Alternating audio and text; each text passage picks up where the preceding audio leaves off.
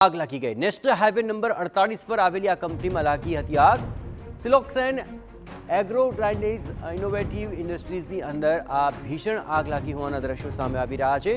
ભયંકર આગ લાગતા કંપનીમાં દોડધામ મચી ગઈ। વલસાડ નગરપાલિકાની ફાયરની ટીમ આગ બુઝાવવા માટે કામે લાગી હતી।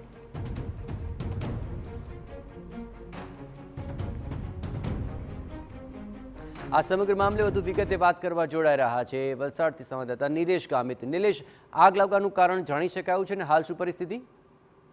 સમગ્ર ઘટનાક્રમ જે છે એ નેશનલ હાઈવે નંબર 48 ધમલાચી ગામની જે કઈ ઘટના છે એમાં ખાસ કરીને રોડના બાજુમાં જ આ ઇન્ડસ્ટ્રી આવી હોવાના કારણે આજુબાજુના વિસ્તારમાં પબ્લિક વધારે પડતું હતું, જેને લઈને ભાગદોડ પણ મચી હતી। હાલના તબક્કે આગ પર કાબુ મેળવવા માટે ફાયરના જવાનો છે કામે લાગ્યા છે અને આ જે આગ લાગી છે એ જગ્યાએ રો મટીરિયલ પડ્યું હતું, જેના કારણે આગ ઉગ્ર સ્વરૂપ ધારણ કર્યું હતું, જેના કારણે દોડધામ મચી હતી। આજુબાજુના વિસ્તારમાં ધૂળના ગોટે ગોટા ફેલાઈ ગયા હતા અને હાલના તબક્કે જે ફાયરના જવાનો છે અને નવસારી ગ્રામ્ય પોલીસ છે એ ફાયરના એટલે ઘટના સ્થળે પહોંચી ગઈ છે અને ખાસ કરીને આગ પર કાબુ મેળવવા માટેના પ્રયાસો કરી રહી છે।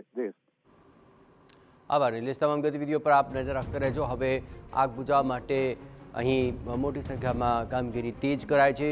વહેલી તકે આગ પર કાબુ મેળવી શકાય તે માટેના પ્રયત્નો ચાલી રહ્યા છે।